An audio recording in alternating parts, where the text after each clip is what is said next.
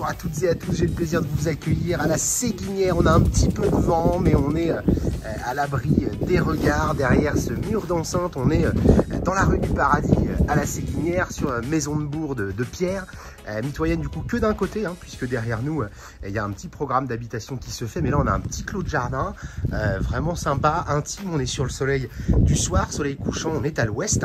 Et derrière ce mur de pierre, eh bien, on a déjà une première petite cour entièrement fermée. C'est très sympa, vraiment convivial avec les petits pavés. Ça va nous permettre d'être aussi à l'abri du soleil en période estivale, puisque ça va cogner. Et puis donc vous avez un visuel sur la bâtisse. Vous l'avez peut-être distingué, la toiture est neuve. Je fais le petit tour là de cet endroit. Alors bien sûr, si on voulait enlever la partie préau, on pourrait le faire pour avoir une grande terrasse de ce côté-ci. Un cléry pour protéger du coup la façade côté ouest, côté intempérie. On va rentrer dans cette maison qui bien sûr est à rénover, ou en tout cas à rafraîchir vraiment très sérieusement, pardonnez-moi.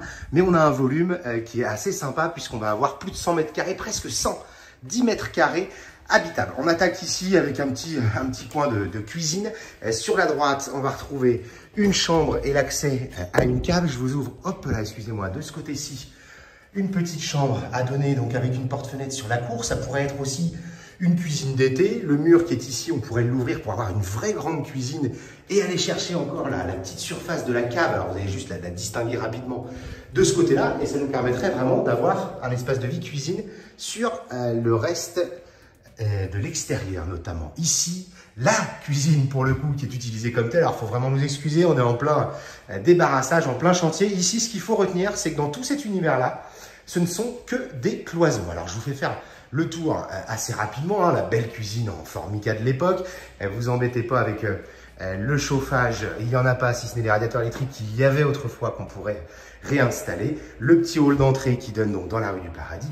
Et puis donc cette pièce de vie supplémentaire. J'insiste, que des cloisons. Ça veut dire quoi? Ça veut dire que demain, on peut se retrouver avec 40 mètres carrés d'espace de vie si on abat donc les cloisons que vous avez en face de vous et celles qui sont encore derrière. Derrière, le mur qui est juste ici, eh bien, c'est un mur porteur, mur de pierre. Si on voulait l'abattre, là, il faudrait un peu de frais de maçonnerie. Mais vous imaginez que si on vient tout abattre, on a 55 mètres carrés d'espace à vivre au rez-de-chaussée, façade soleil du matin.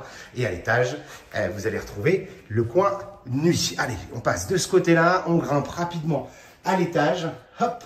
Et puis donc pour les plus curieux, eh bien, on pourra vous proposer également la vidéo d'un potentiel garage également. Voilà l'étage. Regardez-moi ces sols.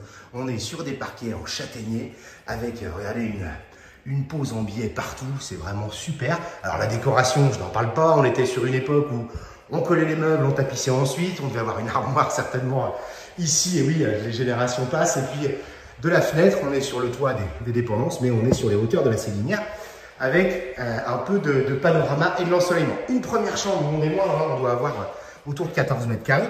Salle d'eau de ce côté-ci. Alors on est très vintage, il paraît que ça revient, mais là je pense qu'il faudra quand même retravailler un petit peu la décoration. Et puis on a deux autres chambres et un bureau ou un dressing entre les deux, toujours sur les mêmes parquets ici. Une première pièce, le petit bureau dont je vous parlais avec la tapisserie, quelques peu psychédéliques sur les côtés, et puis cette dernière chambre là. Donc on a trois chambres là-haut, plus un bureau ou un dressing. Et puis enfin, on a un petit grenier. Il pourrait y avoir quelque chose de très sympa qui soit aménagé ici en virant le plafond par exemple.